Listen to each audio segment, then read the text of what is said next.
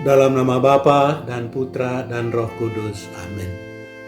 Bapak, Ibu, Saudara-saudari terkasih, salam jumpa kembali dalam Renungan Inspiratif Minggu Biasa ke-17 berdasarkan Injil Matius bab 13 ayat 44 sampai 52. Berkorban demi harta terpendam. Bapak, Ibu, Saudara-saudari terkasih, pernah diceritakan tentang seorang petani di Afrika Selatan yang bertahun-tahun mengolah tanah yang kering dan berbatu-batu untuk mempertahankan hidup. Tetapi akhirnya dia menyerah karena tidak mampu mengolah tanah yang berbatu-batu itu. Sementara itu, dia mendengar kabar bahwa orang mulai menemukan berlian di seluruh negeri. Petani itu pun memutuskan untuk menjual ladangnya guna berburu berlian di tempat yang lain. Setelah bertahun-tahun berburu berlian, dia tidak berhasil juga. Sementara orang yang telah membeli ladangnya menemukan sebuah bongkah batu besar yang kelihatannya lain daripada biasa.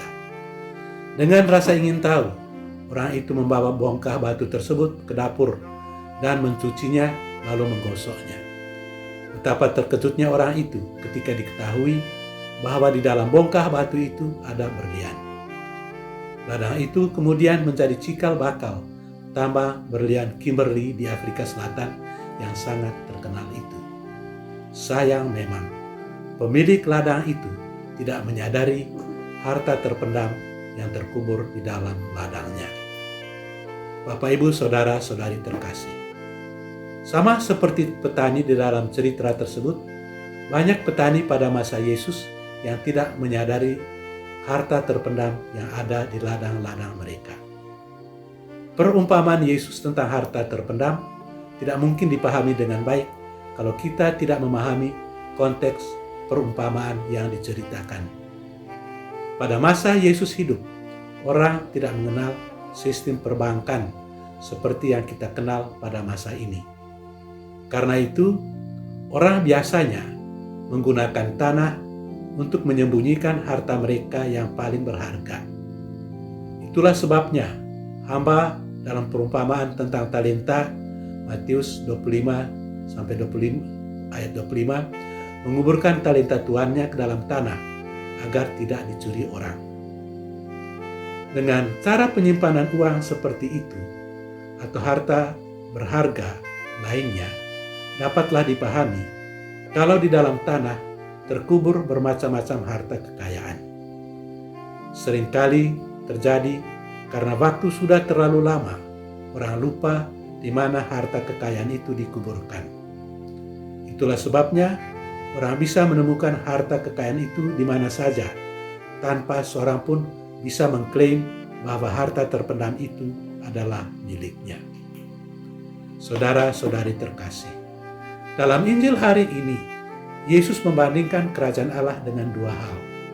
Pertama, Yesus membandingkan kerajaan Allah itu dengan harta terpendam yang ditemukan orang di ladang, dan karena sukacitanya, dia menjual semua harta kekayaannya supaya dapat membeli ladang tempat harta terpendam tersebut.